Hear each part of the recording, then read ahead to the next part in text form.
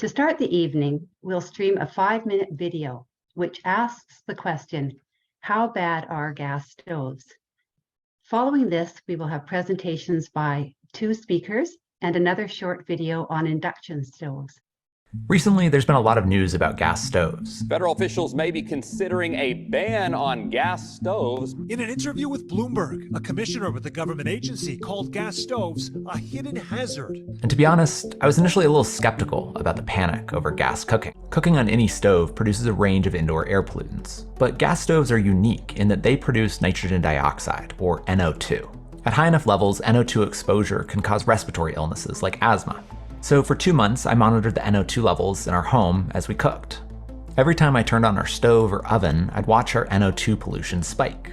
Homes with gas stoves have consistently high levels of NO2, and that creates a lot of health risks. In 2013, researchers analyzed data from tens of thousands of homes, and they found that children living in a home with a gas stove have a 42% higher chance of developing asthma.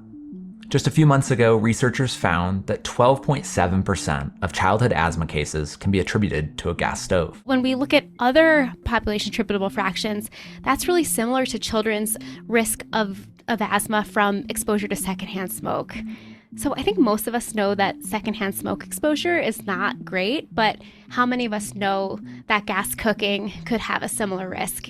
Gas stoves aren't just bad for our health, they're also warming up our planet. Natural gas is a fossil fuel, and when it's burned, carbon dioxide is released into the atmosphere.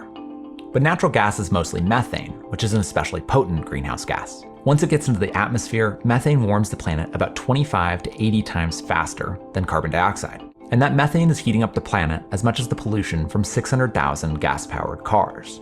For all of these reasons, the experts that I spoke to for this video think that we should eventually phase out gas stoves. When some people hear about these laws, they think the only alternative to gas cooking is the electric coil stoves in their grandma's house. But electric stove technology has come a long way in recent years.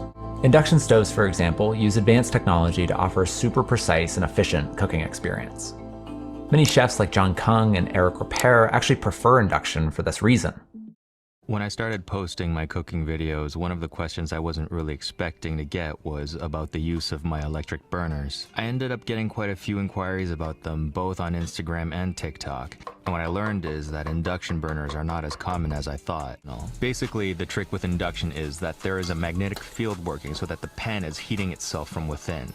Other benefits include the fact that they're safer for families since they don't have any exposed flames, and they're way easier to clean, which to me is a huge selling point. Our second speaker tonight is Lori Goldman. I picked up a double burner induction cooktop in October before our Clean Energy Expo. And I really like it because it's fast to heat up, it's fast to cool down. Right after I turn it off, I'm able to wipe it off. I haven't had any problem keeping it clean. It doesn't heat up my kitchen. And 95% of the energy is going right into the food instead of going out into the room. Using induction makes a lot of sense, and it certainly has for me. I've adjusted to only cooking on 2 burners. I have a toaster oven to do other baking, and I have an Instant Pot. I'm producing less heat in my kitchen, and I'm using way less power, and it's been a journey. But it's been really fun to experiment with it, and I'm really happy that I made that kind of a change. I encourage everybody to look into doing induction. Dr. Khati Henry is a recently retired family physician who practiced in the US and in Summerland. She is the co-chair for First Things First Okanagan and a member of the Canadian Association of Physicians for the Environment. Khati will review some of the evidence for health concerns that come from using methane gas in the home. So currently in British Columbia, there are around 1 million households that are hooked up to methane. And unfortunately, the number is still increasing. But you can have federal, provincial, and municipal policy changes and regulations that will limit the growth, especially in new builds. And you can also have these entities subsidize retrofits and help people obtain cleaner solutions for heating and cooking. So there are things that we can do. So in summary, there is excellent evidence that burning methane in stoves creates pollutants like nitrogen dioxide that increase asthma in children. There are safer and greener alternatives that we can consider. And in the words of the president of CAPE, the Physicians for the Environment, Melissa Lem, she said, 1 in 8 cases of pediatric asthma in the US has been linked to indoor air pollution from gas stoves. If that isn't motivation for us to get gas out of buildings and homes in BC and across Canada, I don't know what is.